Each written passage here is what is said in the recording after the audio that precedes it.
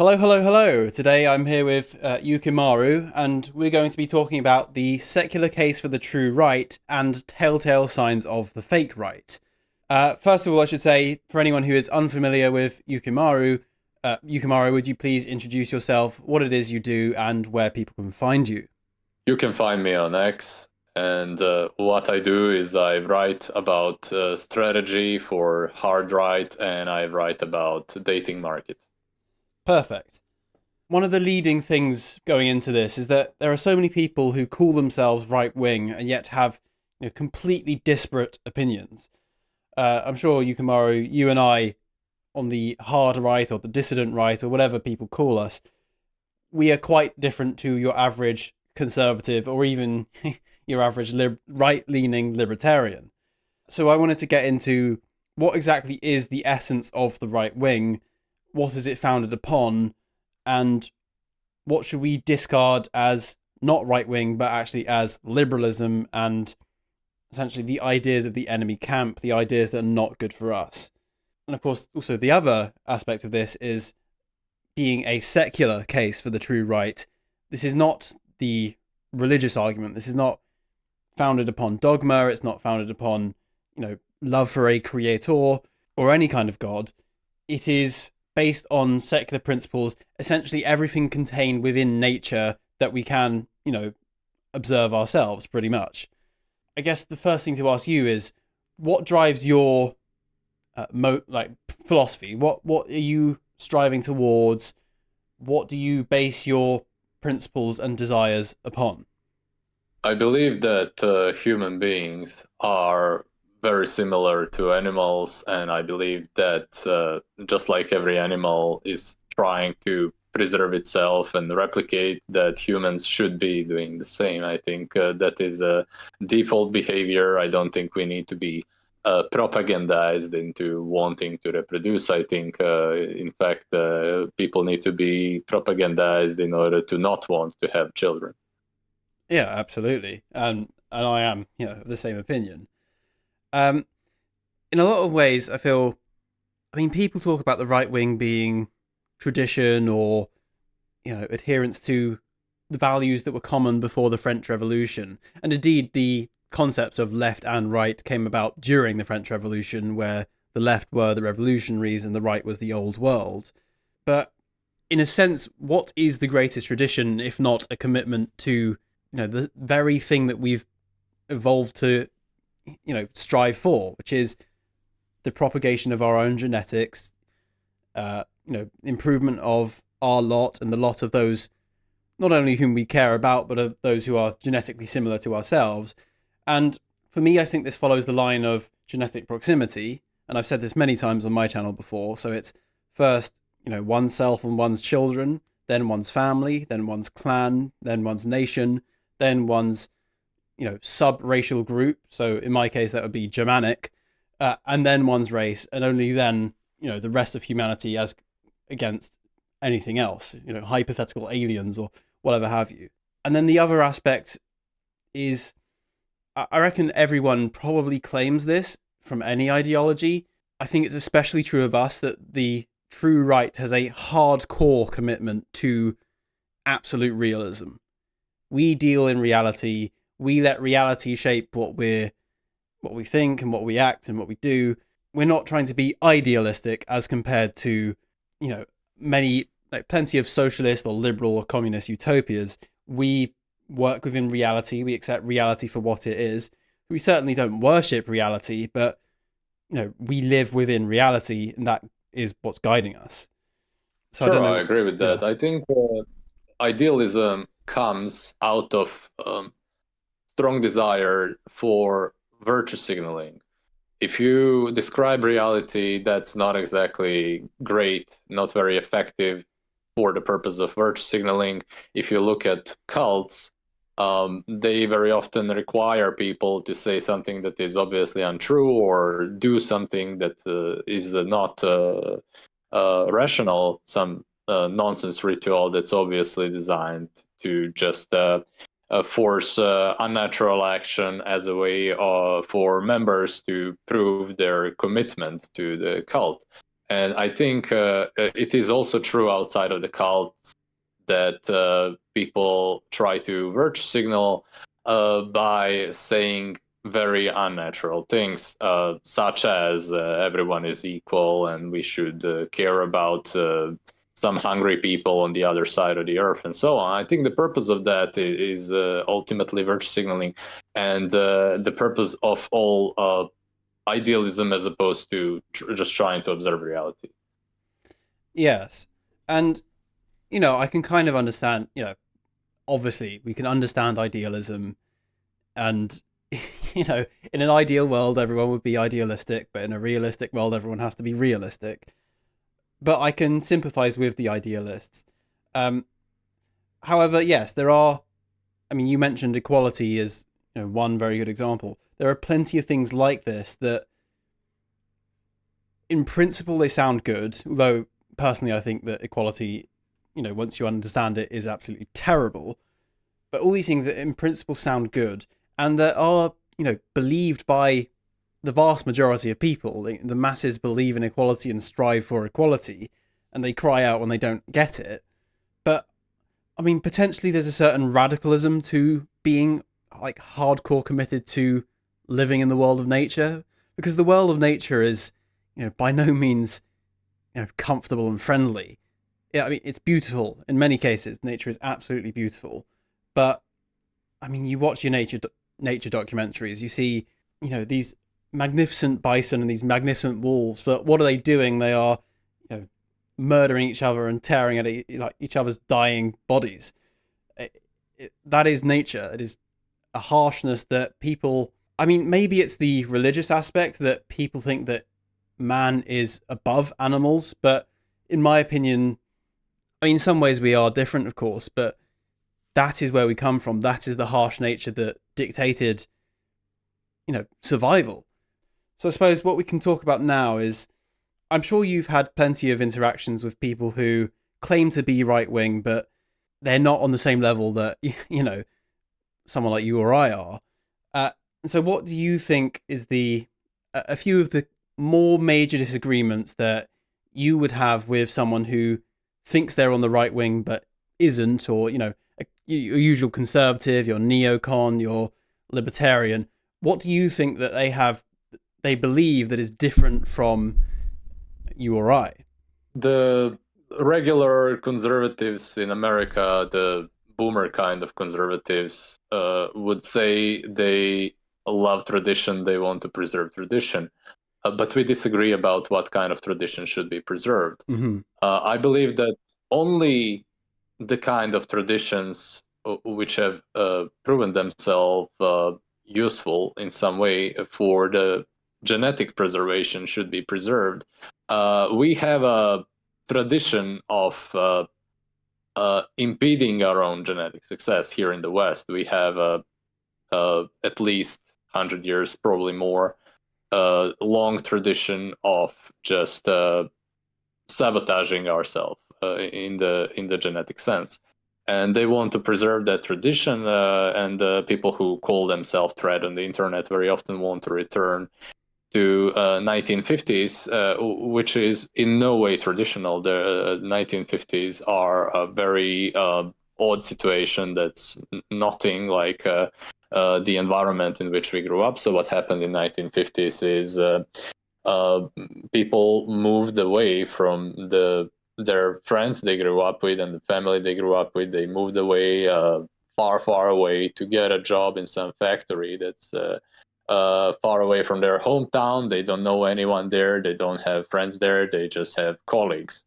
And a lot of women were depressed in 1950s. They were depressed because they didn't have a community. They were just they only had the nuclear family, and there was no extended family. There was no strong friendships, and so on. And when the so-called thread people they say they want to return to tradition, what they mean is to 1950s. But I don't think 1950s were good, and I don't think that's something that we should be trying to return to. Yeah, I guess the question then must arise: what traditions do you think we should return to? The traditions that support our genetic success with it's pretty hard because we are so far detached. Like we don't have Hmm. living grandparents who have preserved the traditions that we should return to. But we can look at old books and see some of the things that are good. But I don't think there is like a collection of everything that we should preserve from traditions. We have to really sort of pick and choose, especially because we live in a very different kind of environment, and not everything that actually was good for the propagation of our genes in the agricultural society.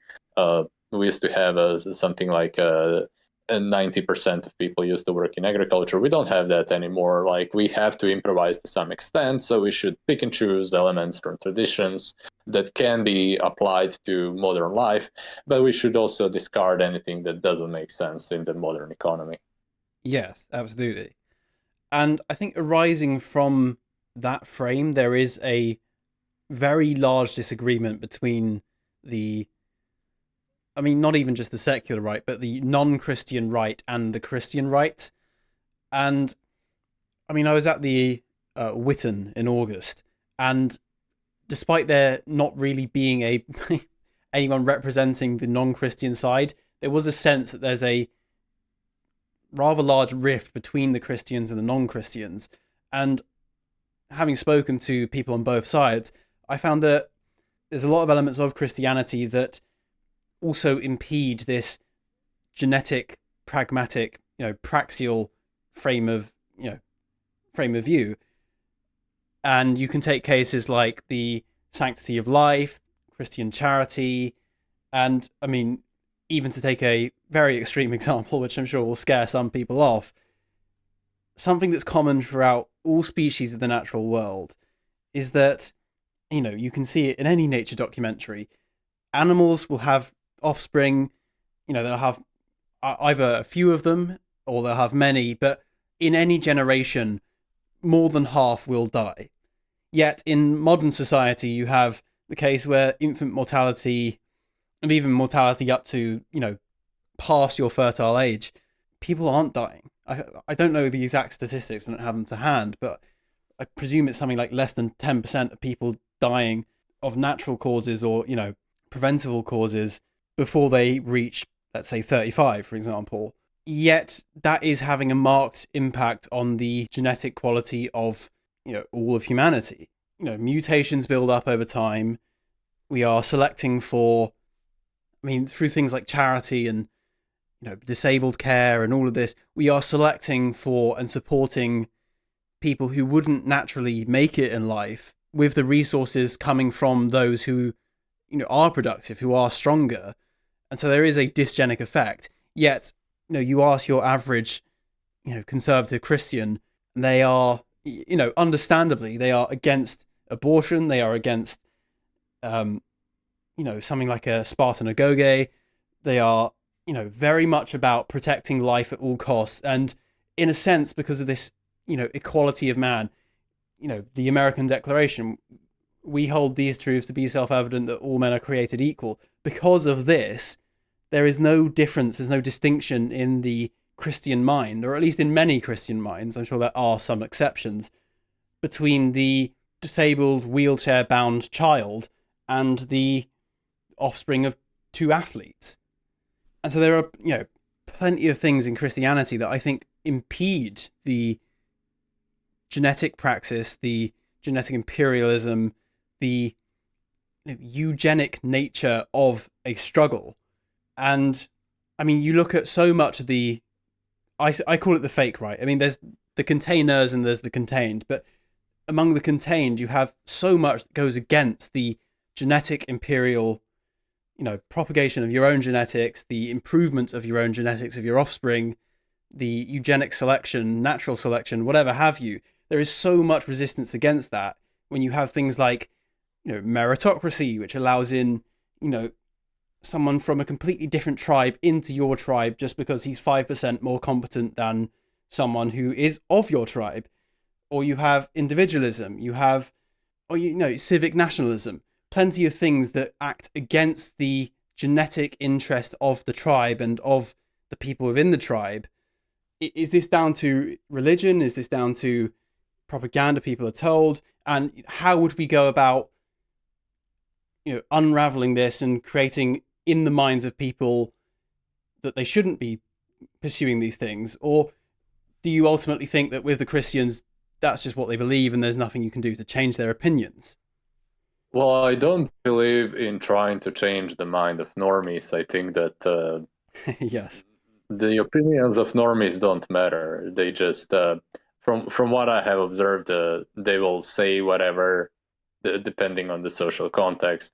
I knew a guy who was a total normie, like not right wing in any sense. In some context, he was talking about how we should care more about single moms, and in another context, he was praising Hitler. It's just there's no Dear. logic to it, and he doesn't have like a strong opinion about anything. And I think that's generally true of normies. I don't think we need to sway their opinions. We just need to sort of, even if normies get upset about something, they'll be angry for like 2 weeks, and then they're back to watching soccer or whatever.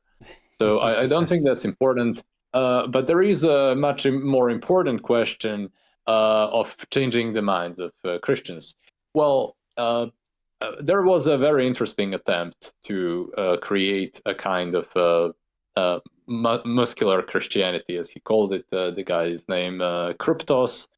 Many of your audience probably already familiar with his work. Um, so his basic idea is, well, Christianity used to be based, but really it's corrupted by trying to appease the liberals, and now it's bad because it's liberalized and subverted. And I was interested in his project, but I think ultimately it has to fail because he cannot draw the line between the debased Christians and the fake Christians. There's never a hard line. There's always sort of a spectrum of, okay, on one end we have Christians who are really based, and on the other hand we have leftist progressives who are kind of Christian in some aspect. But there is no hard line between, and the people who are in the middle consider both the people who are to the left of them and who are to the right of them to be their brothers in Christ. So you can't really separate the based Christians from the non-based Christians. And what happens generally when there is a cancer on one part of the body, you can't separate it from the rest of the body, it just spreads all across the body. And that's what I see happening with Christianity, because the Christians who are trying to return to more traditional values and to patriarchy and so on, because they cannot separate themselves in the terms of separating their network of people from all the other non-based Christians. Because they cannot separate themselves, I think all of Christian churches are doomed to slowly descend into some kind of woke nonsense. It's just wearing the skin of Christianity, except for maybe like, really small churches that are just I don't know, maybe like less than 5,000 followers that are very isolated and not really interacting with other churches. Yeah, yeah. I mean, I was spending some time with a lovely couple down in Devon the other day, or a couple weekends ago, and the guy there, he was going to a church, and he considers himself Christian, and before he went, he was telling me that this church is quite based, that they, you know, believe in right wing values, and then he actually went there, and all they were doing was charity for black people, basically. Um, but do you think that the issue with Christianity, essentially modern Christianity, being used as a skin suit for woke progressivism, do you think that that's an issue with the religion itself, or do you think that's an issue with Christianity being a captured institution in the hands of our enemies? Basically, what I'm asking is if, you know, people of our mind were to take over the regime or the churches or whatever have you, would we be able to create a genuinely useful based version of Christianity, or are there fundamental flaws within the religion to the point that we shouldn't even try? There are reasons within the Christian doctrine that Christians cannot really be based. We can talk about that a little bit later, but the point I want to really emphasize now is that the thing about Christianity being obsessed with charity to people who are either not related, or to people who are um, genetically not good, is really about recruitment. So religions generally have two recruitment strategies, and whichever recruitment strategy, they have to, of course, pay the people who are on the high end of the hierarchy, people who are doing the work for the organization. They always have the financial incentive regardless. But there are really, for recruiting the rank and file members, there are two different strategies. So the first strategy is by sword, and that is really how Christianity has spread. Christianity was not spread by, giving to the poor. Christianity has spread across Europe by just slaying people who refuse Christianity. Indeed, And yes. the second strategy is by charity. Now, the thing about recruiting by charity is that it is much more effective when used on people who are of low genetic quality. Why? Because people of high genetic quality have many ways of climbing social hierarchy and making resources for themselves, whereas people who have low genetic quality are generally incompetent, they're poor, they don't have connections, and so on. When people don't have strong connections, but they're not high up in the social hierarchy, it's much more easy to recruit them for any kind of religion, not just for Christianity. And it's not so much that Christians have sat down at some year in history and decided, hey, we should be trying to recruit the lowest of the low. It's just they were trying to recruit wherever they can, sort of not discriminating. And it just so happened that, of course, the poor and the stupid and the degenerate are the easiest one to recruit, and especially by charity. When you are recruiting by sword, you can recruit pretty much anyone, as long as you have enough power. But when you are recruiting by charity, it's very hard to make the rich and competent believe your religion. You have to go for the low-hanging fruit just to have the numbers when you're recruiting. Yes. I mean, it sounds a lot like, and I'm sure you're familiar with the idea, but uh, Leninism and bio-Leninism, um, wherein during the Bolshevik Revolution and the early years of the USSR, Lenin filled his, mid-ranking and low-ranking elites, I suppose, with people from previously oppressed minorities under the Tsarist regime. And I mean, later on, these people were purged from the civil service and returned to their. It's harsh to say, but where they rightfully belong at the bottom of the food chain in human society. But for a while, these outcast and downtrodden minorities were placed on an unnaturally high pedestal, such that they would remain loyal to the people who have put them there because they deep down understand that they simply do not belong. They have not earned their place, and that they by no other means would be able to obtain their place. And yes, I do think that, I mean, many religions, not just Christianity, will adopt these tactics either, wittingly or unwittingly, just because that's what the incentives are. And yes, I think it's a very interesting observation to make that early Christianity had the same uh, like growth tactics as, well, similar growth tactics to Vladimir Lenin. But yes, I suppose we could talk about how not only modern Christianity has now been captured as an institution, or subverted and taken over by people with a completely unchristian agenda, a arguably plutocratic agenda.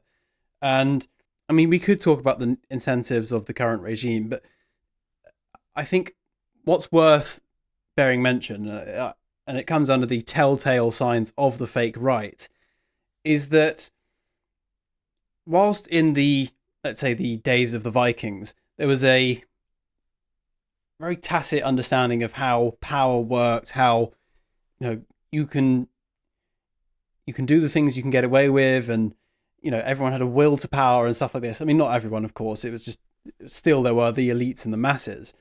But you compare that to modern society, even your very modern 1950s quote unquote traditionalism, and there are a number of things in modern society that especially small c conservatives value, but they're actually serving the interests of their enemies, which they don't realize. And things like the free market, things like meritocracy, things like a belief in capitalism, a commitment to individualism, although not all conservatives are totally individualistic, of course. These are the things that, without realizing, they are in the interest of a plutocratic enemy. And there's much to be said about the revolution of mass and scale, the managerial revolution. And I wonder if you had anything to comment on the obsession that even a lot of mainstream conservatives have with the gods of prosperity.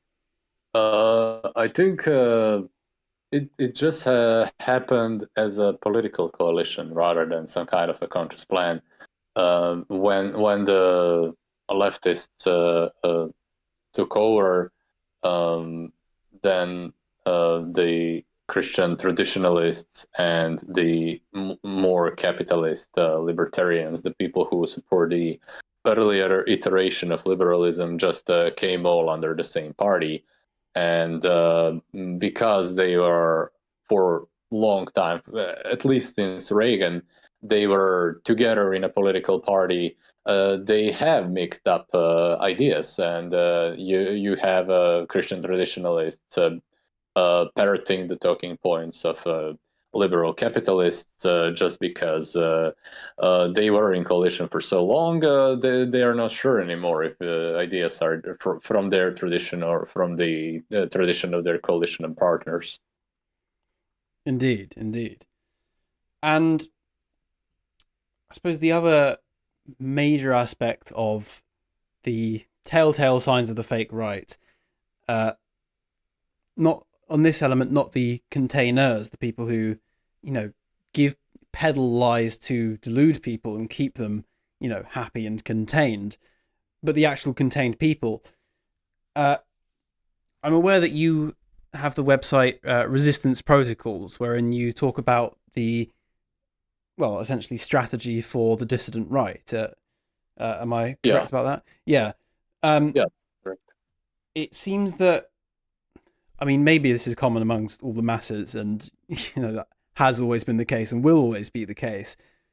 But it seems that the centre right, the modern conservatives, or whatever have you, in particular, people on the dissident right, a lot of the times debate them openly and honestly and try and convince them of their opinions. But these people don't have an understanding of power, they don't have a will to power, and they're obsessed with things like rule of law, laws which, of course, they did not themselves make. Laws were made by their enemies, and it seems to be a lot of obfuscation of power. Things like democracy, the Overton window, people trying to vote Donald Trump to drain the swamp and stuff like this.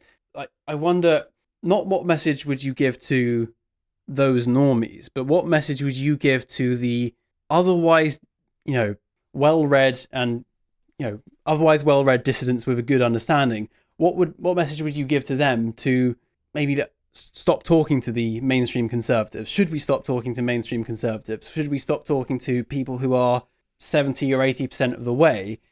And what should we actually be doing instead? Well, rather than making an argument, I can share a story. Okay.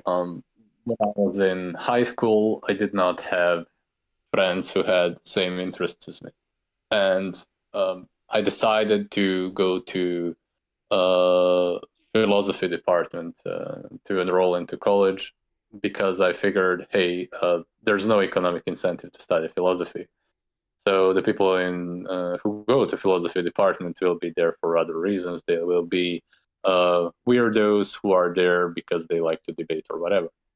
And I went there, and I quit after 6 months there because I did not find any like-minded people, so to speak.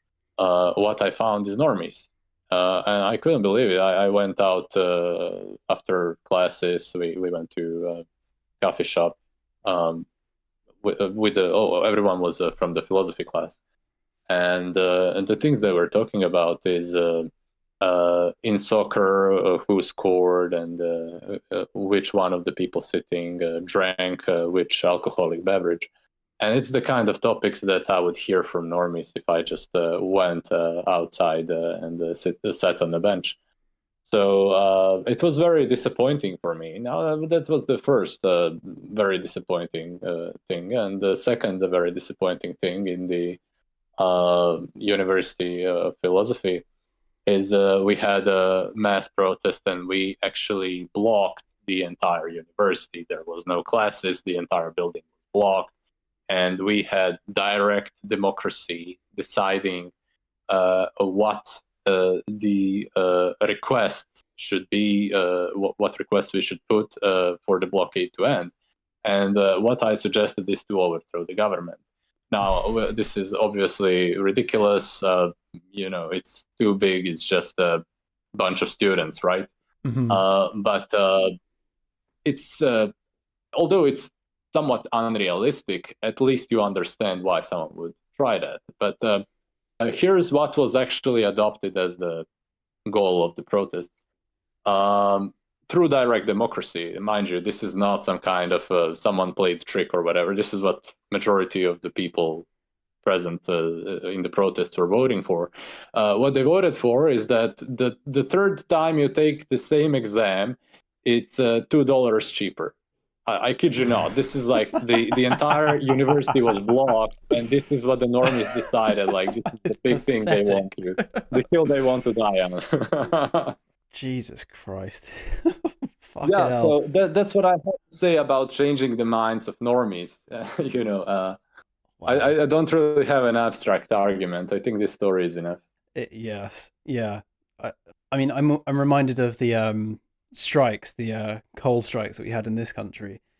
Uh, and I've spoken rather before about the nature of true power, and striking is one of those things where the labor power actually does have an element of power over the capital power. If you can grind things to a halt, then you can make demands. Yet it seems that the left wing frame is one of purely capital versus labor. It's a class struggle, and you know, maybe I'm misunderstanding this a little bit, but it seems that the strikes that they had were more or less just to ask for more money from the government.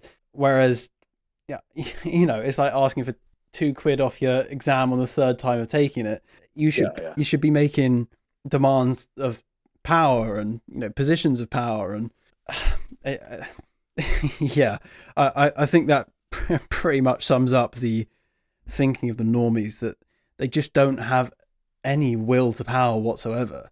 And I suppose I'm getting at the fundamental reason of why I do YouTube. You have plenty of channels like Lotus Eaters, for example, that, yes, although they talk about current issues, current affairs, how the government's doing terrible things to us in so many ways, but I feel like a channel like the Lotus Eaters is more or less for the common man, and the kind of person who could watch the entirety of the Lotus Eaters content would go through it and still be probably one of your people who votes for a small discount on a third time taking an exam, not the kind of person who finds their way and seeks their way into power. Yet the reason I do my videos ultimately is I want to take people who have the capacity to be people who seek power and want to improve our standing as a faction or what have you, and give them the ideas and the understanding that and the will and the moral acceptability in themselves to reject what they've been told, the propaganda of their enemies, and to accept that it is right to seek power, to want power, and to make decisions that most people would shy away from. And I see throughout the fake right, there is, in many ways, and it's the same with Christianity, I believe, it is the religion and it is the various philosophies of chattel, of sheep. And I think, yeah, I agree. To a large extent, there is absolutely no talking to normies. And it's all right to put your ears out, and if they come to you, then all the better. But it seems that even the people on the right who understand true power, who've read, Pareto, Mosca, Michel, Carl Schmitt, all of these people, they can have read that, and yet they still are just arguing amongst themselves about niche political disagreements. And, I'm sure I'll be talking more about this in the First Fleet Forum in Australia later this month. But yes, I suppose I don't really have a question on that. It's just an observation that the normies are not the route to power, and so debate with them is almost entirely futile. It will have some effect. You can push them to, buy your products and support you instead of someone else, but ultimately, no other faction who has gained power in history has gained power through trying to convince people of their aims. And even in cases where it looks like they have, that's not what's really going on. It's, they have true power. They are, organizing, they're forming militias, they're doing all these things. You look at your historical examples, it's not just talk. So yes, I think that pretty much covers the fake right. And I suppose the other key thing is the fact that the fake right is contained and what it's contained for, which I don't know if you if you talk about the Israel question too much on the stuff that you do, but yeah, do you have any comments regarding the deliberate containment and propaganda against our people? Do you think it's something we should be worried about, or should we just take it as, most people are useful idiots and they will come around if we gain power ourselves? I do think normies will support whatever cause propaganda tells them to support, including ours if we ever come into power and own the propaganda, so to speak. As for the Israel, I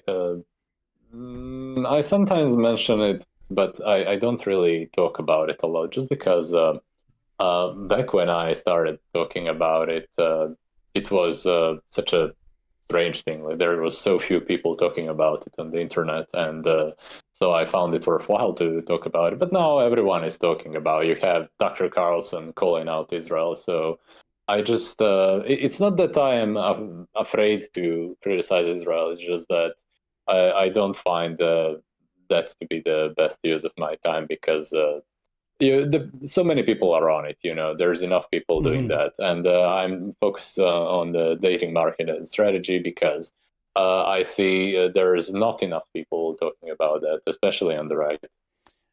Yeah. Okay. Well, in which case, I invite you to talk about, what do you recommend with regards to strategy, and what do you recommend with regards to dating? Let's let's do the strategy first. So Okay. um, I don't have any arguments for why you shouldn't try voting harder. Like, if you want to try voting harder, try. I don't try to convince people out of voting harder. It's like, my objective is to give people the answer after they have realized, hey, voting harder is not going to work. I want to give them the what next answer to their question. So, first thing I always emphasize is, when you're faced with a threat, any threat, you must make a choice between fight and flight. And if you fight while trying to run away, it's not going to be very effective. In a literal fight, this is also true, but in the political fight, this is 100 times more true. If you are building a barrack in the boonies and trying to grow carrots, you will not win the political fight. That's just not. There is no overlap between growing your own carrots and No. seizing the control of government. And I think I am somewhat focused on the arguments against off-gridism, or just trying to build a subsistence agriculture in the boonies, because I think that there is a ton of propaganda I saw, including on Gab of all places. Um, just a ton of propaganda aimed at particularly at the dissident right to uh, escape economy and be poor in some dirt poor place, and spend 8 hours a day with primitive agricultural tools and so on. I don't think that's a good idea. And I could talk more about just the impossibility of escape. Now, I, in many ways, continued the work of Ted Kaczynski, and he has, for very long time, been living off the grid. But he also figured, hey, we can't escape. He realized the reason he came back to the city to fight, to spread manifesto and so on, because he realized you can't escape. The techno-industrial system, with all of its evil ideologies, is spreading everywhere. There's nowhere to hide. There's nowhere to run. He realized that, and I think there's not enough people on the dissident right who have ruled out the possibility of completely escaping, just give up on everything and hide in the woods, or in some small cottage on a mountain or whatever. Mm-hmm. No, I agree, and I've observed it in many people that they, you know, it's why I talk about, the secular case for the true right. A core component of that is a hardcore commitment to realism, and it's just simply honest and realistic to admit that there is very, very little we can do, and we can't escape modernity. Um, you know, you can't build your Avalon in the, mountains of the Pyrenees or whatever have you, because every case you will, modernity will creep in, and most people don't accept this. A lot of people, yes, they want to live off grid, and it's some life, but it's not going to win power. Uh, and then people want to, live on some random island and try and escape modernity that way. But I mean, the regime will never let a serious threat arise. So perhaps you could have your small carve out and, your little containment island where people go, and everyone who could pose a threat to the regime is dealt with that way. They're just allowed to leave, take themselves out of the system, gone. But a lot of people try to seek power in ways that just completely will not work. And I mean, you talk about carrots, and it's funny because the girl who recommended you to me, she talks about carrots all the time as well. She must have got that from you. But yes, this whole idea that you can just be self-sufficient and that is going to change things significantly, it's just not the case. Like, I don't think we'd even be at the position where we can have our modern lives in a self-sufficient manner. Which isn't to say there's nothing we can do. We can, build some things for ourselves, but fundamentally, yes, people need to accept the very bleak reality that is before them, the reality that the right has lost and the right is in practically zero position of power. And yes, I think that there needs to be, from somewhere, there needs to be a serious, step by step explanation of what is possible and what is not, because most people do not understand this. And this needs to be a top down thing. There must, people can disagree about it and it can be refined over time, but ultimately, certain avenues that people try, like voting harder, this just simply will not lead anywhere. And there needs to be a greater effort at explaining why that will not work. And so, if you're doing that, I don't then think it's that's very good. I don't think it's complicated why voting harder will not work. No, it's really Uh, not. you are converting voters who have the intelligence to listen to what's going on at certain rate, and the regime is importing new people who will vote for them at a certain rate. And if they see that you are really good at converting people to your cause, they import more voters, right? So I think it's not more complicated than that.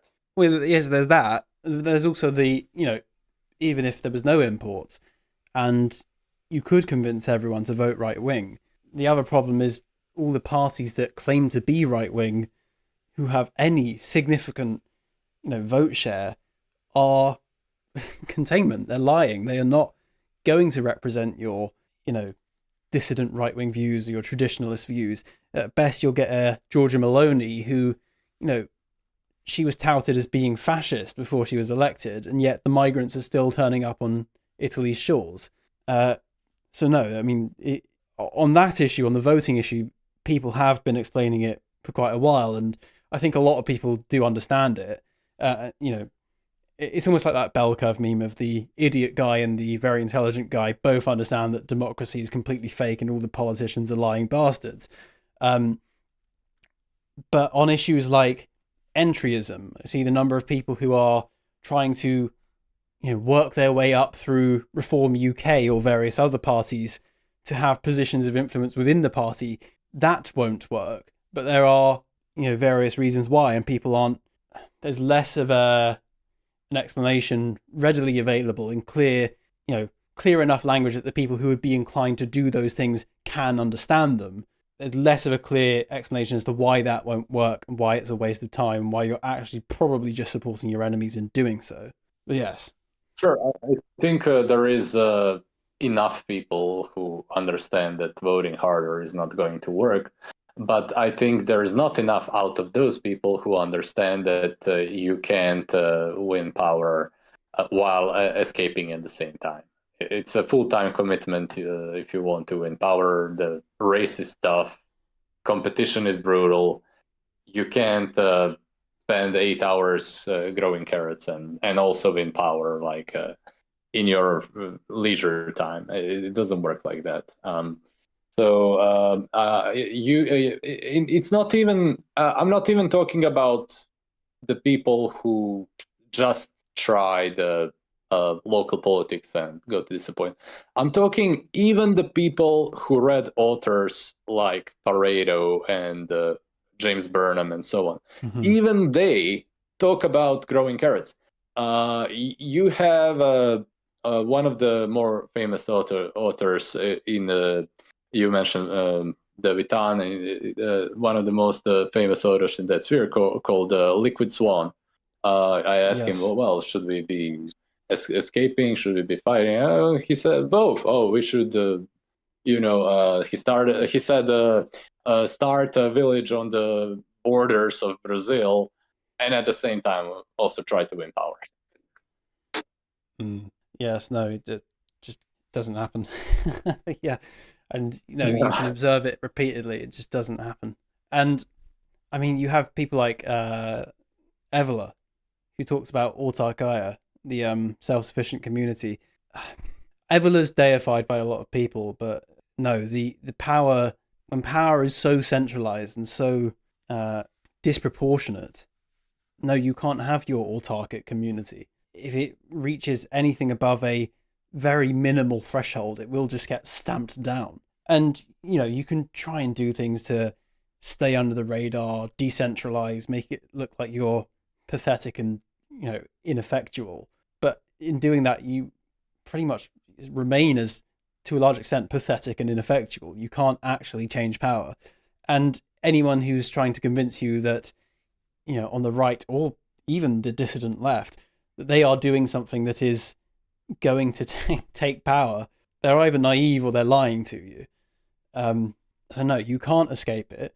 And I mean, I talked about this being, a Darwinian struggle. A Darwinian struggle, a proper one, across nature is something that has a very high death toll.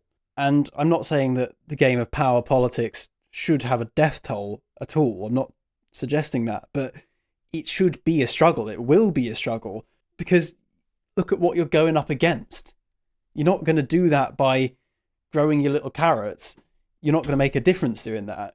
It this is like you say, it's a hardcore commitment, and you can't escape and seek power at the same time.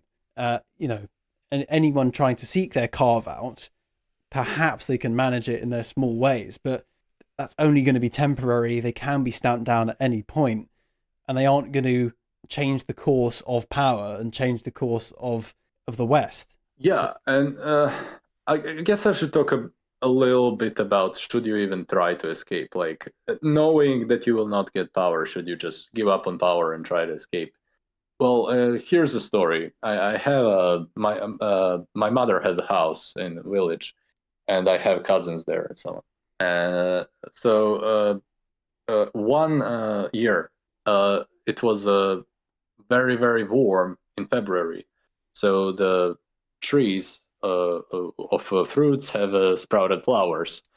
And then all of a sudden it was very cold and all the flowers died. And I have 80 trees of apples and other fruits.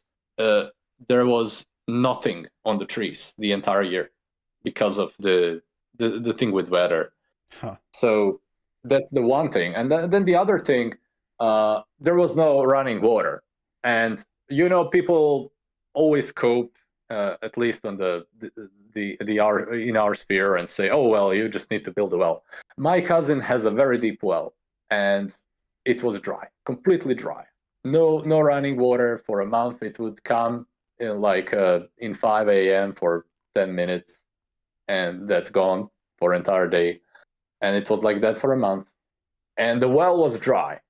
So looking at that, now there's a third factor. So everyone in my village, we're not talking suburbs. This is actual village. Everyone in the village is going to government and registering everything that they have. I have this many chickens, this many cows, and so on, because they get some discount to buy agricultural equipment. They can buy machines more at a discount price if they register everything that they have. And they're doing it. Everyone is doing it in the village. Everyone is snitching themselves to the government. Here's what I have. So that's just the reality. Like I think we have already seen in some countries governments slaughtering the animals of the peasants in the name of stopping the spread of a virus. They say, the chickens are spreading a virus. We need to kill your chickens. And the peasants just go along with it. We have seen it, not in my country, but in a number of countries. And I think that that's really going to happen all over, especially because I see people in my village just registering everything they have. So government already knows, you have this many chickens. So when there is a so-called virus, they would just come and slaughter them, and there's not much that can be done about it. And so as far as escaping, I think you're not missing out on much if you don't escape. If you decide, hey, I'm not going to escape, you're not missing out on that much. I think village is amazing. I think you should definitely go for like 2 or 3 weeks just to like experience everything. And you will get bored in 3 weeks. If you're a really intelligent person, 3 weeks will be enough. You will enjoy it, but then it will become boring. Right. Well, yeah, fair enough. Yeah, no, I agree. I think it's hard to. People have this strong desire for action. They see what's wrong with things. They understand, if they were in power, they'd make things better, and better for them, of course. And putting aside the fact that most people probably mess it up anyway, people have this strong urge for activism, pretty much. And yet we're telling them that in reality, there's not much you can do. It's probably better to just, accept your lot, accept that there's only so much that's possible. And I mean, what do you think should be done with these people? Should they be, just told, just give up? They should be told, do this other thing instead. What would you say to those people? I'm not sure which people you're referring to. Can you specify? The people who understand that the regime is let's say importing millions of foreigners, and they want to do something about it. They want to do something to stop that happening. They want to do, they see that the education is propaganda, and they want to, change the education so that people aren't being propagandized. I suppose these people are normies who see that something's wrong. What should be done with these people? And what should they be told by us, and what should we be trying to do with them? Or should we just, be leaving them to it, leave them in their misery and offer them nothing? There is nothing at the moment that we can give normies. We have to become the counter elite before we can actually do something for the normies. So what we should, and now I'm half joking here, but what we should tell normies is that they should donate money to Yeah, us. no, I would agree. I've Yeah, recommended like it that's before the best myself, thing that so to do. I mean, yes. there's not gonna be like immediate results. I'm not gonna promise normies, hey, I'm gonna change the government 3 years from now, because I won't, right? I will not have power in 3 years. So yeah, I will do something about it, but it's gonna take a while, right? We have to become counter elite first. And I think that's like okay, now everyone understands who's listening. Okay, we're not supposed to run away into the boonies, and we are supposed to become counter elite. But what's the concrete thing we should be doing? And the answer is the answer that I suggest. Of course, I'm always up to debate if someone has a different opinion. But the answer that I suggest is the first thing we need to do is build a network of online cults. And the idea of online cult is function in much the same way like cult, except all the magical stuff. We don't want magical stuff. We want just to have. We want to have our own beliefs, but they have to be to some extent conforming to reality. We can't just adopt anything that sounds good. We have to really stick to rationality and reality, and just be super realist. But we do need to develop our own language like cults do. We can't talk about democracy and human rights, and so we can't use the language of our enemies to form a philosophy that will be useful for us to take power. We have to develop our own language. You You mean might like have saw create our that own frame sort of thing? on my website. I have a tab called dictionary, Oh, and okay. now of course it's mostly empty, but it works, right? Everything that people need to do is just send a DM to Ashkenyan and say, hey, I think this word should be added, and it will be added, right? So I made it work. It's empty. It doesn't have enough contributors. There's only like enough words to form an example of what I have in mind. But that's a work in progress, and I think that's something that must be done. I think we need to have our own language, especially because our enemies are changing the language. A lot of people might have saw ADL has a definition of racism, and they have changed the definition of racism so as to imply that when people say bad things about European race, about the white people, that's not racist. They have changed the definition so that people can say bad things about our race and not be called racist, right? I think things like that will happen a lot if you read George Orwell. He talks a lot about you have entire department of government that's in charge of changing the dictionary all the time. They have these frequent updates to the dictionary in order to handicap the opposition. So I think our network of online cults must have its own dictionary, and that's one component. But the more important component is we need to have constant discussions about canon literature. A lot of people don't know this, but the early Christians did not have the Bible. They had a lot of different books, and they had these constant debates about which books should be part of the canon and which books should not be. And it took a while. It's going to take a while for us too. We have to have. Not every online cult is going to have the same kind of literature. Some are going to be Christian cults, and so on.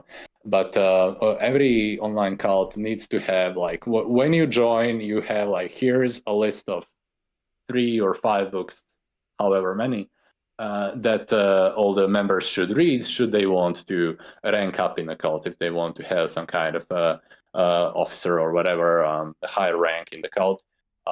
They should read all the same literature that everyone else has to be on the same page. Mm-hmm. Yes. No, I think that's a very good idea. Because people read so many different things, and they've got different. You can read your mold bug, or you can read your I don't know. You can read all these different people and come away with different ideas, and a lot of our ideas, especially as everyone is coming out of, for the most part, coming out of a prior liberal indoctrination, it makes a huge difference what you've read, whom you've read.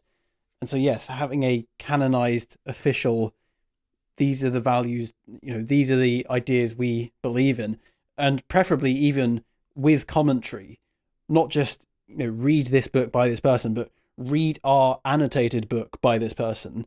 I think Yes, I agree. that would go a long way in creating although this term has a bit of a negative baggage, an ideological conformity.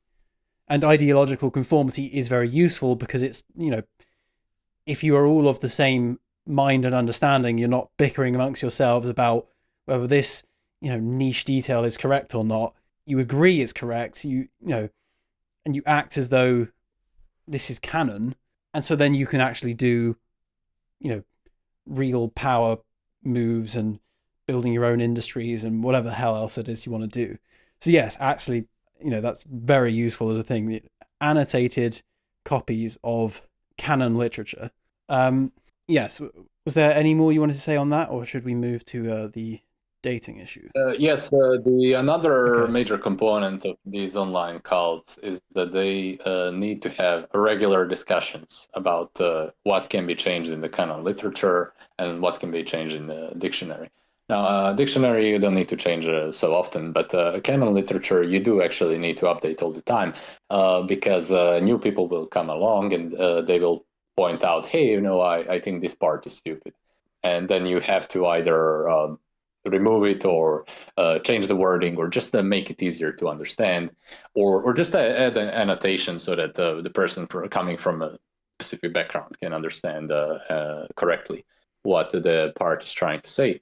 And also because if people just read it once and they sort of move on, like do other things, they're not going to know it by heart. They might know it like in the back of their head, but they're not going to think about it when making decisions. And I think it's repetition is key to success. I think people who are not just rank and file members, but the people who are higher up in the hierarchy within the online cult, they really need to know the canon literature by heart. They need to like if you wake them up in 3 a.m. and you ask them the question what is a revolutionary situation, they should be able to explain. They should not they should not be saying, oh yeah, I remember I read about it 2 years ago. I Right. need Right. to go Yes. back to live through. Yes. Yeah, and the closest thing that I can think of as to canon literature today is actually Mike Maxwell's book, The Cultured Thug Handbook. Although this is just presenting ideas, this is probably the first so-called dissident right-wing book I read, and I found it to be absolutely excellent in portraying the ideas of the dissident right in a concise, digestible form. And although I wasn't a complete normie beforehand, this book has been very effective in cultivating a truly dissident right wing will to power, Darwinistic, whatever the hell have you. This book has been very useful. But if we could have all the books that are referenced within here, if each of them can have a full or even an abridged version annotated for our understanding, that would definitely go a long way in creating a uniformity and in a sense an asabaya, a strong sense of these are the principles we believe in. This is how we're going to try to do things, rather than the constant countless debates that have had all the bloody time. And, if we want to be serious as a faction, we have to, although it's, we need debate to refine what we're saying, we also need to get past the debates and say, yes, we'll fix things if they're wrong, but for the most part, this is what we believe. This is what we, let's now get on with things, rather than, there's this theory or there's that theory, or how do you, people coming from all different aspects of, some people come from liberalism, some people come from libertarianism, some people come from religion. We need a way to, filter out, if you can't get on board with this, you are not for our movement. Our people believe these things, and that's how we're going to get along with things. So yes, I fundamentally agree that there needs to be some sort of canonized, this is the reading list, make yourself familiar with it. Yes. So, in order for a revolutionary movement to become successful, its thinking has to be reductionist, meaning that when decisions are made, you're not going to have people say something along the lines of, well, if we look at the footnotes of what this 11th century thinker wrote when he was translating Plato, really the original meaning of this Greek word and so on. You can't have that. If you want to have an effective organization, you have to make the thinking reductionist. Then that means that there will be inaccuracies, and this is fine. Like there is a level of accuracy that is appropriate. So, for example, if you are buying a TV and you are going to spend 20,000 on it, it may be that you're missing $2, but the person who's selling it is just gonna let it go. He's not gonna say, "Oh, you're missing $2." Like, okay, it's accurate enough, right? And you just move on with your life, and that's the idea. Like, it's not gonna be perfectly accurate, and there's always going to be opportunity for people who want to be smartasses to point out, "Hey, this could be more accurate," but we don't need perfect accuracy for a revolutionary movement or for building a counter elite. We just need to have a text that is accurate enough and that is concise enough. That's very important. If you have a 5,000 pages, like, no one's going to read that. I'm sorry, but let's be real. Like, we are pretty intelligent people, but we don't have the biggest attention span in the world. And you just have to make the old books more concise. You said footnotes, yeah, but maybe just even the longer books need to be rewritten in a way that is more concise. You just if you think about Machiavelli's Prince, we can't add that book because it has so many references to people that no one is familiar with. Like, if you want to add Machiavelli, we just need to have a person really like of intellectual proclivities really sit down and just pull out the most important parts and write like 5 pages. That's the most important things from Machiavelli's The Prince. Yeah, I mean, absolutely. And that, I can't recommend the Culture Thug Handbook enough, because that is exactly what it does. It looks at a number of, big ideas, a number of illiberal concepts, and it just completely distills them down into very digestible, very understandable, and well referenced for the people who actually bother to read the references, which I presume is next to no one. But it's all there, and this is a very effective way to bring someone into the ideas of the so-called dissident right. And it's what, 442 pages, 443 rather. That's manageable. And yes, you'll get more out of reading the big text in full, but fundamentally that that's no better a start than this book right here.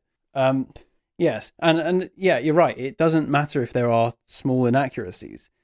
It's like one of the bigger debates that people have on the right is, to what extent is the regime acting emotionally because they hate us, or just following their incentives?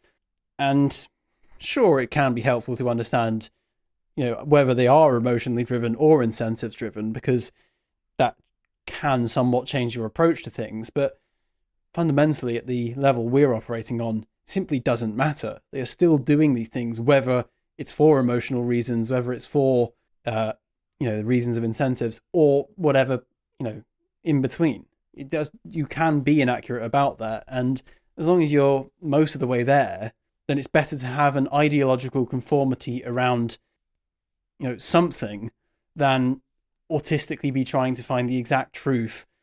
And everyone, it seems that everyone on the right's a bloody academic, and I Yeah. respect that academics have That's their true. purpose, but everyone doesn't. We don't need to have everyone be a bloody academic. Yeah. So another component of making the online cult strategy work is there absolutely cannot be organizations a money account that accepts donations. So it's obvious why it's useful.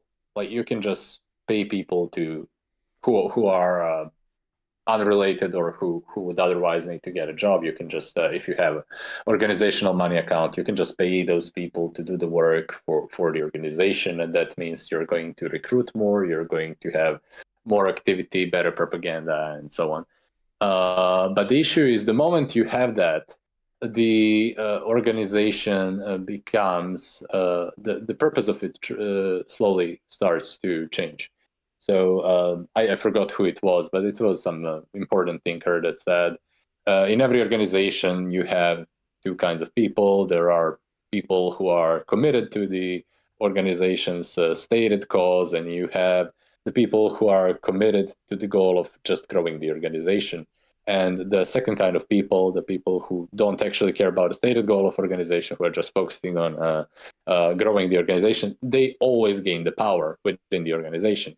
And I was thinking about how to avoid this. And well, the obvious answer is you just have to ban the donations to the organization. If there is no shared money account to be seized, the opportunistic people who are good at climbing the ranks through social skills are just not going to bother. If it's like if there is no financial incentive to climb up the ranks, then the only people who are going to try to climb up the ranks are the people who care that the organization achieves its stated goal. And of course, there is the issue of social status, but I think that's not enough to keep the climbers who are not interested in the organization's goal motivated enough. I think just cutting off the financial incentive from the opportunists to subvert us is enough, and that necessarily means not having the shared organizational account necessarily means that the online cult is going to grow slower if compared to how much it would grow if you had the like, hey, here's how you can donate to our organization. It would grow faster with the donations, but this way you're making the cult grow slower, and but it's necessary because otherwise it would get subverted. It would become led by people who are primarily concerned with growing the organization and getting donations. Right. Right. Um, I mean, there's something to be said for having the donations and then just maintaining a very strict control on who has access to the treasure chest. But yes, I see in a lot of organizations that people will, money will flow in, and then you'll have all the, people trying to climb the greasy pole to get access to the money. And absolutely, that's not what we want. But yeah, I'm not totally against the idea of. I think donations can be useful, but I think there does need to be strict limits on who can access them, and I also think there are donations certain are donations you fine, do but not want. only donations to specific individuals. So, for example, we are in the same online cult, and you say, "Hey, I want to do this. This project. It's gonna take this much time, and I need this much money." And I say, "Okay, I'm donating to you, whatever your name and last name is, and just to you as an individual." And there's no pile of gold to be seized, right? Because the nation is made to a specific individual. So Mm-hmm. that's yeah, the members can donate to each other. To just the members who don't have much time, have a lot of money, donating to members who have a lot of time but not much money. That's fine. but it has to be donations to the individual and not the donation to the organization, because if there's a treasure chest for the organization, right, someone's gonna reach out to get it. Someone who is really committed to getting access to it. Well, I understand the concern, but I think there are other ways that you can filter out such people. If you're, people who are just interested in the money can easily find their way into the organization and rise to the top, then yes, that's absolutely no good. But I don't know. I feel like there are other ways to gatekeep people out and vet them and make sure that they are genuinely interested in the cause and give them the expectation that no, they will not get the money, until, and you probably wouldn't even have to tell The them this issue is until they that get, proven themselves. people who are very rational and who are good at gatekeeping are a minority, and there are people who are not good at social skills. Uh, people who are good at climbing organizational ladder are not going to try to get a position through you or me. They're going to appeal to the rank and file members. They're going to make themselves really smart, seem smart. They're going to make themselves loved and appreciated, and all the rank and file members are going to say, "Oh, this guy is so cool. He's so smart," and they will sort of get propelled from the bottom up. And if they don't, they're going to separate, and they're going to say, "Hey, Blambas and Yuukimaru are being, corrupt and autistic or whatever. So they're impeding the movement. They're not charismatic enough. But when I'm the leader, everything is going to be great." And they're going to separate, build another organization, going to take over the members. And now I can't say for sure that it's impossible to build a system where there is an organizational account and it's somehow made impossible for the people who are social climbers to rise to the top. But that would be experiment, right? That would be it would have to be new and creative ways. There's no tried and true way to keep them away from the top. It's theoretically possible that you could make a set of rules that would somehow prevent the rank file members from helping the social climbers become the leader of organization. But that's experimental. That's all theoretical. When I suggest, hey, no organizational account, period. Well, that's obviously like it's extreme solution, but it's the one that's we know that it works, right? It's not a theory that has yet to be tested. Well, in which case, how do you gain, uh, you know, how do you gain commercial power? How do you? I mean, I partner with a Beowulf Foundation, and they've got now, there's Shieldings, the Witten, they got their new book publisher, Wilfings, and a lot of this was funded through, well, ticket sales to the Witten to some extent, but also a lot of it through donations. And without that, we wouldn't have Wilfings. We wouldn't have people publishing Major General Richard Hilton. We wouldn't have Scrum Benevolence book, Anti-Politics. And, I can understand the risk of having a centralized treasure chest, absolutely. But I do feel like shutting yourself off from having any accumulation of money to invest, I'm not sure if that's the best approach either. Members can receive donations, individual members. You can have individuals who are trusted and who are working on projects to get paid for specific projects. Well, I'm not, my mind is not made up on that issue just yet, and I doubt it will be just now. Yeah, But that's fine. We yeah, will have plenty of time to talk about it, but I'm sure you understand my reasoning.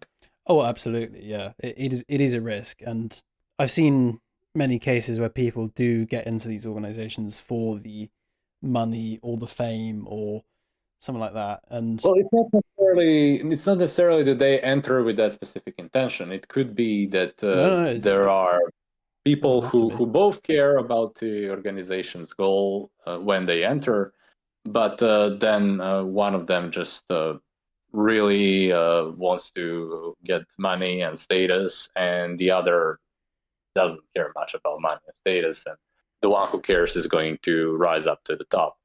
I'm not sure which thinker said it. It's some famous sociologist, right? But it's not like it's not a thing that occasionally happens. It's like the default for organizations. Just and you mentioned shieldings. How do you pronounce it? Yeah, shieldings, that's it. Um, Shieldings. Well, I don't know that they have a very reliable leader. It might be like a guy who is not controlled opposition, so to speak, but how effective is he really at just the strategy and the building the online part? Probably not very. I don't. I'm not trying to pick a fight, but like it's the guy who is whatever the guy is. He's selected largely for his ability in a social sphere. For he's able to. He's good at talking to people and getting everyone on the same page and so on. But that's not the kind of person that I would want to have on top. Do you know the guy who runs shieldings? I'm not sure which one it is. It's I think it's Maven Politic, and I mean, yes, he does socialize a lot, and he goes to all the you know, he's very good Yeah, at I'm saying I connecting don't people, want but I don't want the social butterfly guy to be on top of the organizational hierarchy. That's well, a very yeah, it's a very bad start. he's not he is he runs shieldings, and uh but it is ultimately in the control of Beowulf as to where these events go. And yes, I see what you mean. Yeah, I wouldn't want someone like a Connor Tomlinson running events, because I think he's just you know, he's a social butterfly. He goes to all these dinner parties, meets all these people, but I wouldn't trust him. I do trust Maven. I've met him a few times, but And it's not just about spending time with the wrong people because the person likes to socialize.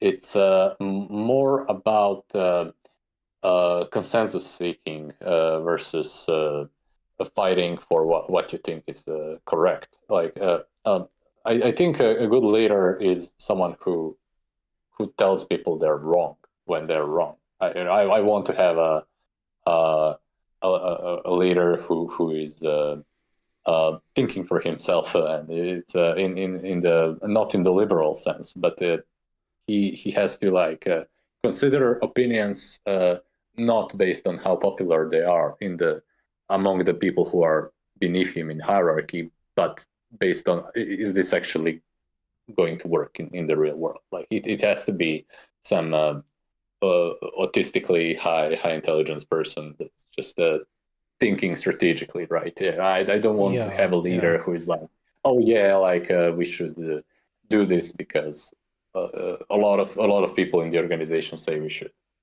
I do want a leader who is willing to say no to the people in his organization if they're just doing something that's not efficient, if they're wasting resources.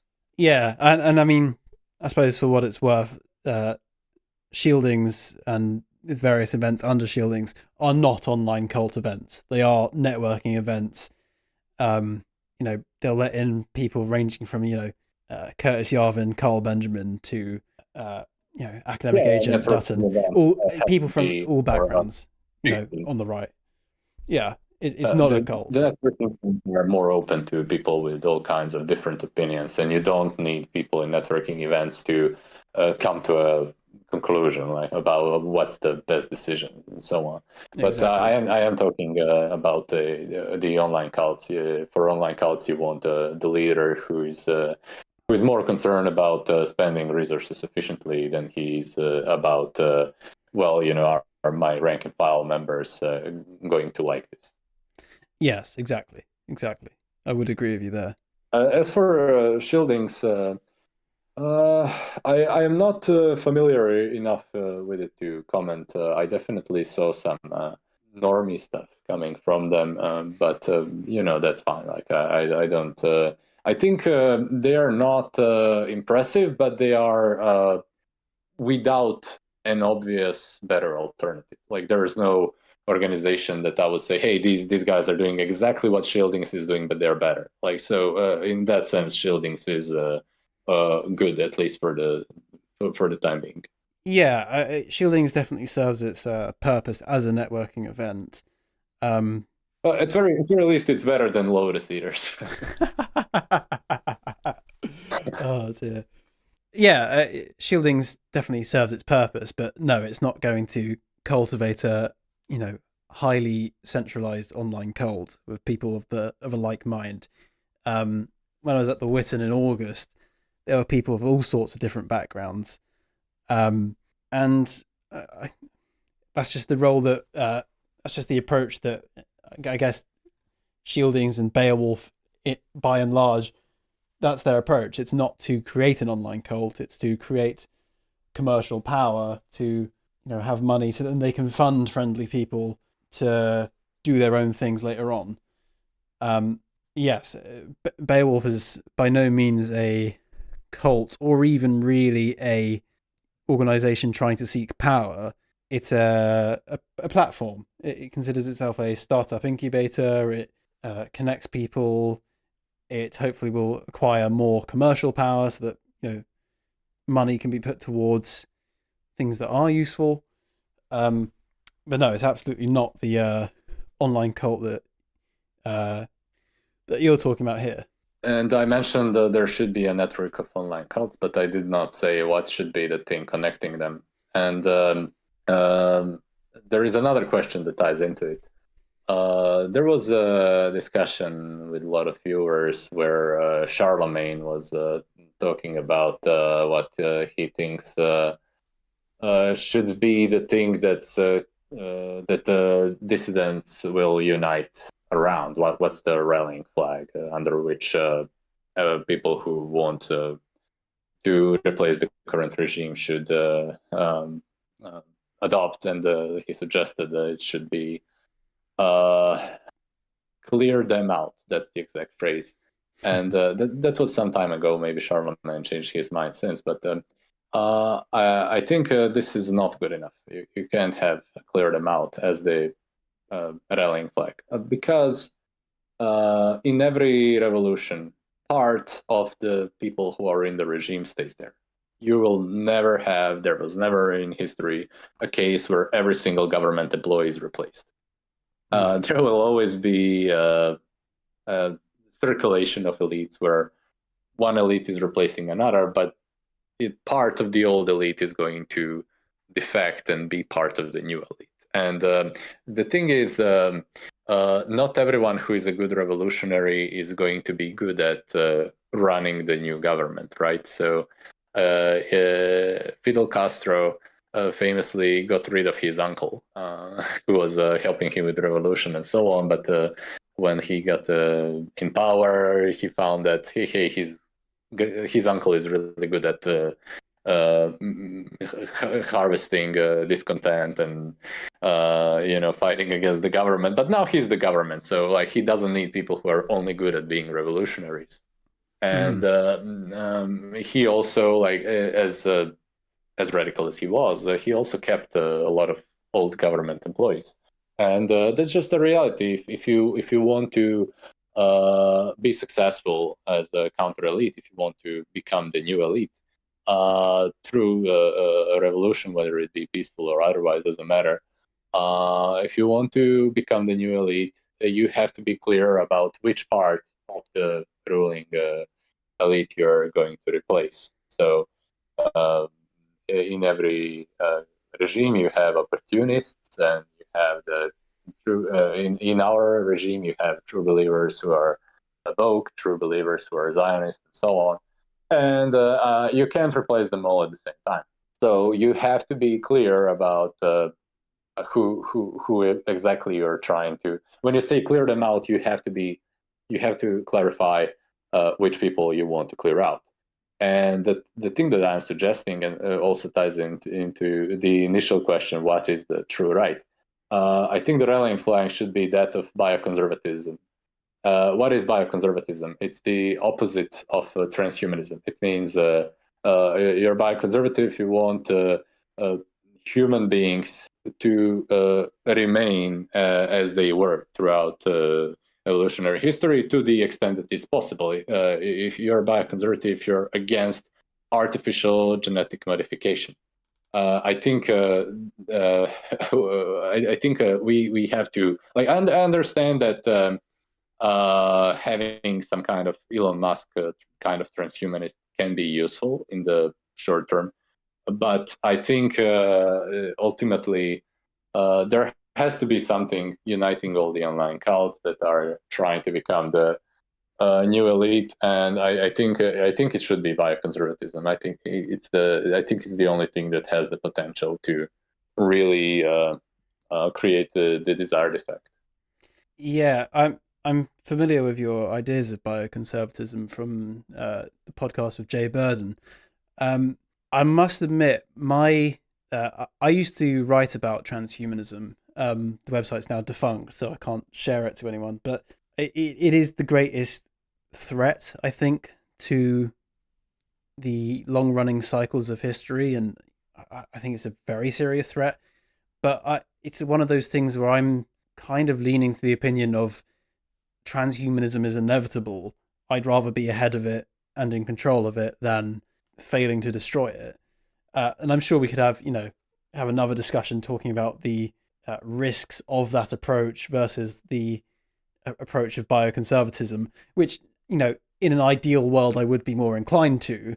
But transhumanism is something that genuinely scares me. I think it will just get out of control, and it's one of those things that I feel you've got to be ahead of it yourselves. You've got to be the one in control of it, denying anyone else access to it. It's kind of the same with like nuclear weapons. If you are the only ones with you'd rather be the only ones with the nukes than have someone else have the nukes. Now, of course, I think if everyone has nukes, then hopefully no one's going to use them. But yeah, it's a tricky question that. But I do think as a rallying cry, clear them out certainly isn't adequate, because you can clear them out and then just return to 1950s. I mean, that's one example of them being cleared out in our country, in Britain, and yet that would not really be a victory condition for us. So something biological. If you want an international resistance, then obviously that might not work. You can't have like a white racial alliance, because again, not everyone's white, and the power might just move to China or India or other places, and then, well, you're not going to have white nationalism in India. Um, you do have a couple of Indians who think they're white nationalists, which is quite funny. But no, clear them out, certainly not adequate. And I'm not sure what would suit. I think that is an open question. But personally, I'm hesitant to go with the bioconservatism. But I'm sure that'd make a very good debate for another time, I though. do want to clarify something. I'm not suggesting that we should try to clear out the people who have undergone genetic modification themselves. I think the goal is to halt it, and we should not try to punish people who have done it for themselves, but we should punish the people who want to do it for others. So the leftists want to help everyone, right? They're not just trying to um, get ahead. They're trying to make people equal and so on, help the poor and so on. And I think ultimately we do need a part of the elite, and the good part of the elite to take is the people who have already genetically modified themselves to be more intelligent or whatever, but also want to deny it to others. So I don't think we should try to punish people for having done it, but we should try to halt it. Ultimately, we should try to draw the line at some point and say, hey, that's it. Like, whoever did it, but we're not going to do it anymore. And there's a good reason for this. There is a very cool based biologist called J.F. Gariepi, and he talked about what the effect would be if we, as human beings, started relying on a machine to modify our genes. If we had a sophisticated machine that's shaping every individual's genetic code, what that would mean. And what he's saying is we would end up a lot like bees and ants. We would become a different species. Right now, every human being has genes which are trying to propagate the interests of the individual human being other than of his gene pool, right? So you have your extended kin, and you as individual have it's in your interest to propagate the interests of your kin, but it's also in your interest to propagate your own individual genes. Mm-hmm. And if the point that Jeff Gariepi is making is that if we started relying on the machine, then we would lose this. We would all become the drones for the machine for that's genetically modifying humans for its interests to for its success and prosperity. Yes. I just think with regards to, you know, finding a place to cut it off, just say you have the few elites who've done it and then saying no more. I feel like, I mean, obviously there's a question of how actually do you cut it off, but I feel like it's in the incentives of the elites to, yes, do almost a eugenic gene modification for themselves, but then also a dysgenic gene modification for everyone else, to keep people, tame, compliant, submissive, passive, good workers, good slaves, basically.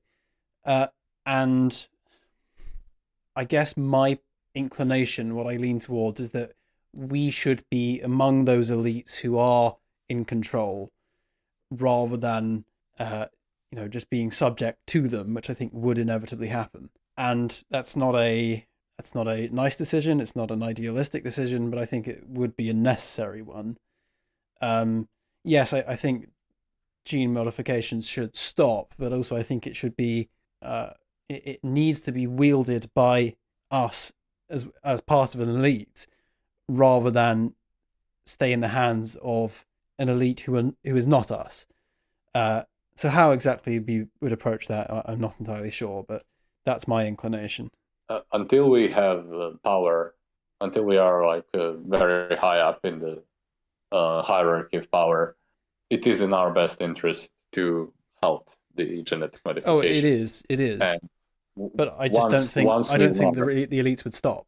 I don't see why they would stop. once we are at the top, right, then I understand your argument that even if they have already finished modifying themselves, they would have the incentive to modify others.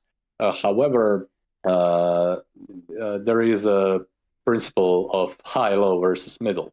Like the people who are on top, they actually don't want to make everyone idiotic on the bottom. They want the bottom to fight against the middle.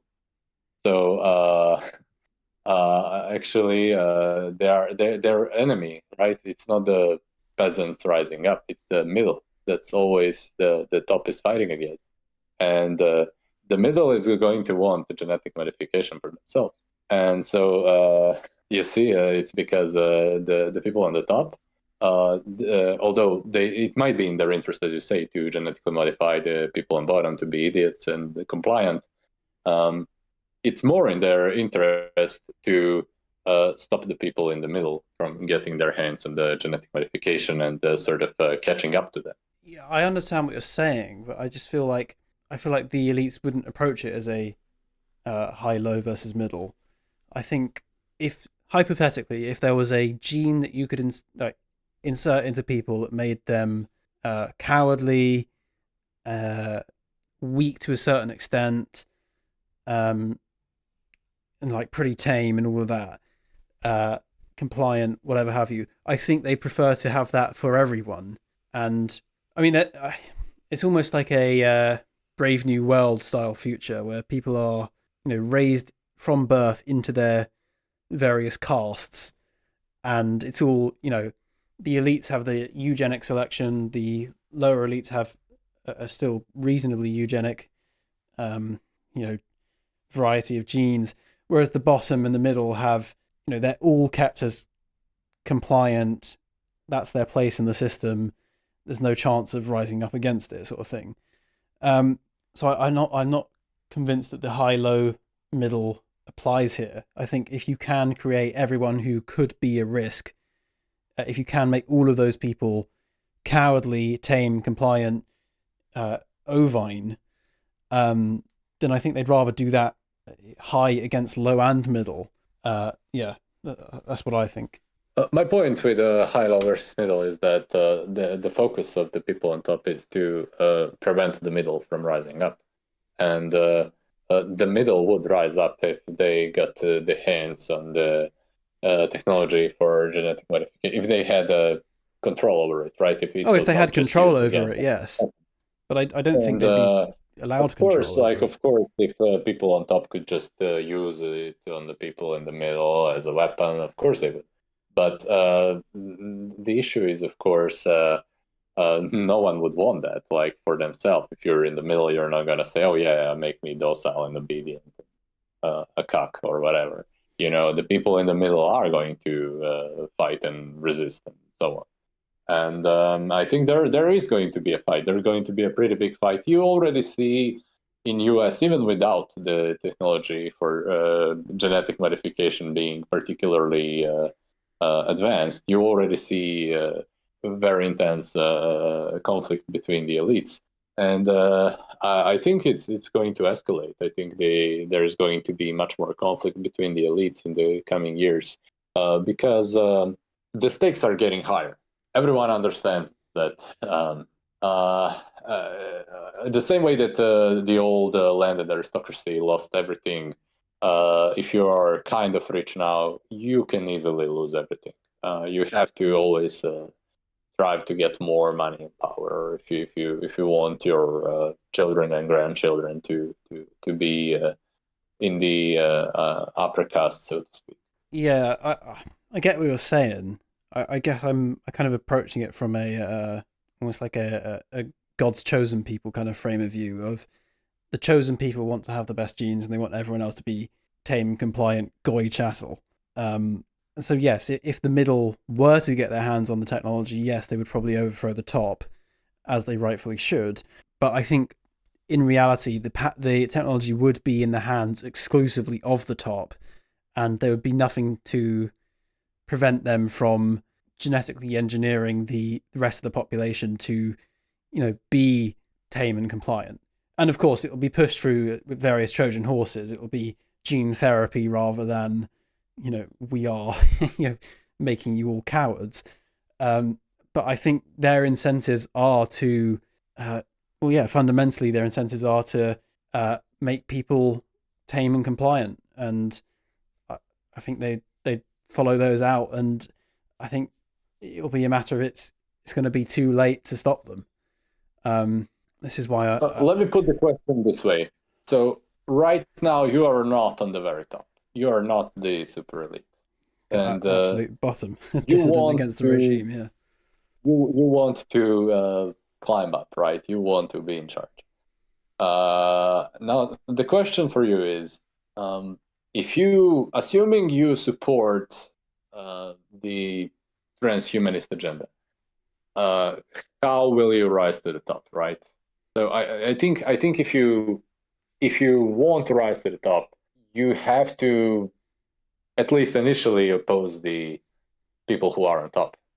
You can't sort of get on top by being their errand boy. Like you can't. no. You can take your 30 pieces of silver for sure, but you're not gonna climb to the top by just being their good boy and sort of supporting their agenda. You have to, if you want to get to the top, you need to become the counter elite first, which is not the people in the very top, it's the people in the middle, right? You have to go through the middle while opposing the people who are on top if you want to eventually end up on the top. So my question to you is, well, if you just if you just do what they want and promote transhumanism, how will you climb up to the top? I guess what we're getting at is the fundamental problem with, you know, us being out of power. I don't think we can get to the top. Uh, we can't climb our way to the top. Hypothetically, you could have a revolution and then make yourself at the top, but I don't support the transhumanist agenda. I wish it wasn't the thing, but I feel like with so much modern technology, it's just the genie is out of the bottle, and only a total societal collapse would, total technological collapse would, put it back in. So it's a case of I'd rather be the one wielding the technology than pretending I can put it back in the bottle. But in an ideal world, we wouldn't have to worry about this, and I would stop it. I just don't think it's possible.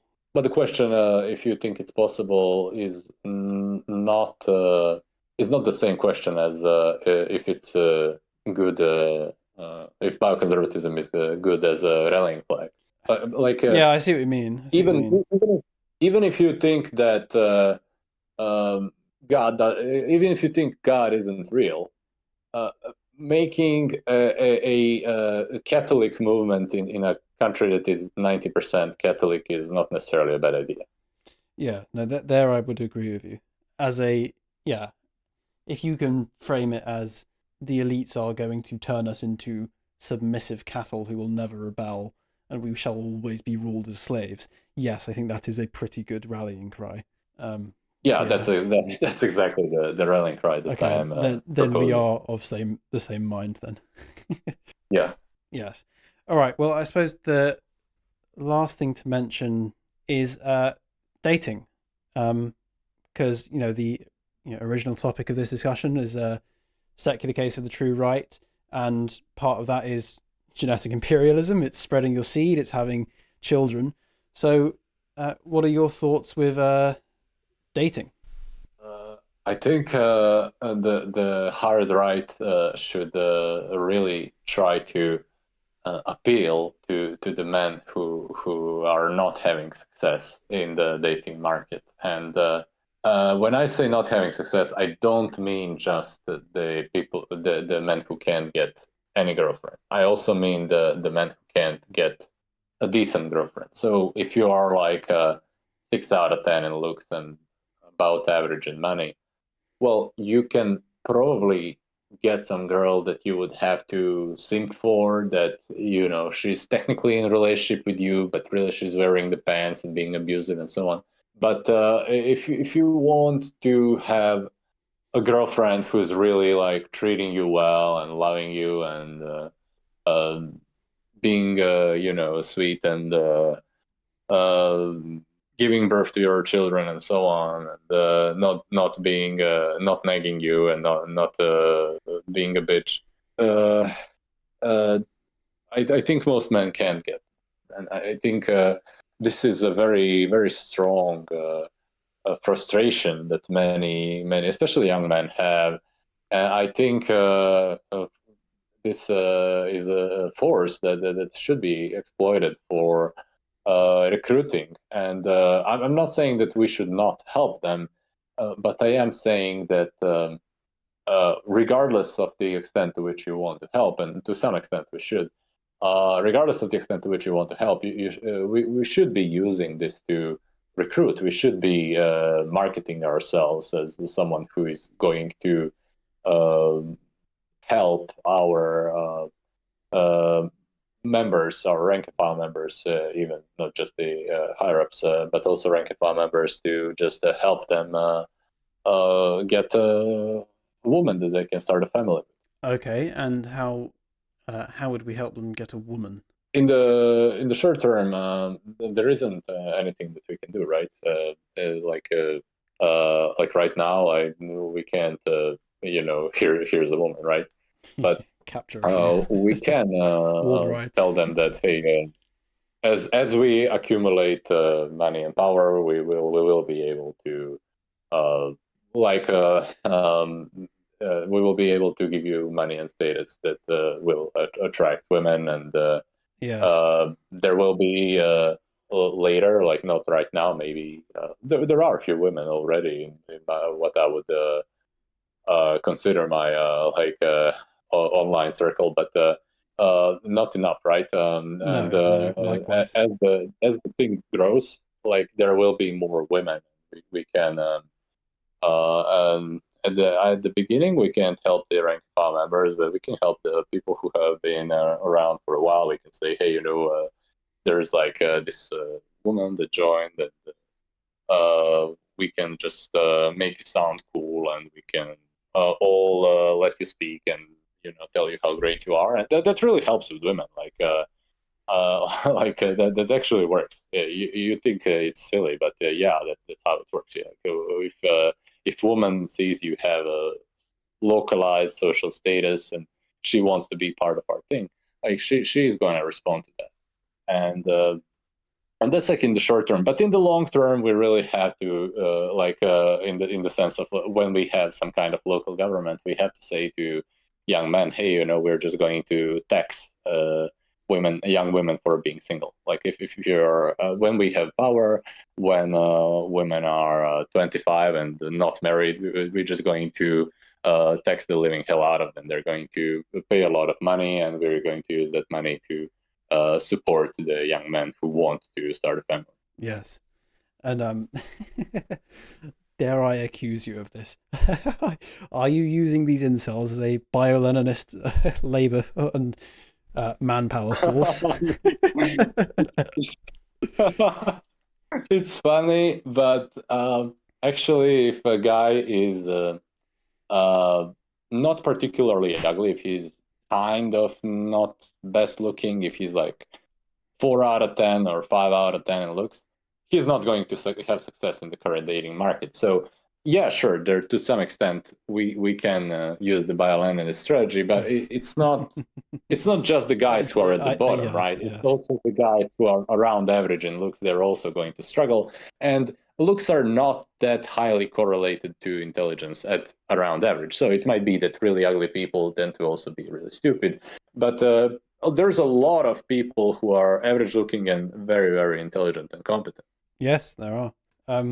Yeah, and I suppose even if you are using them as a, this is your disaffected group who are going to be loyal to us because we are the best interest in, best for their interest, it does still serve them. So there is that. Yes, yes. Yeah, all right. Well, I don't have any other questions unless there's anything else you'd like to add. I really enjoyed the conversation. I think it was quite long, so we can end it here. And I would love Yes. to talk again sometime.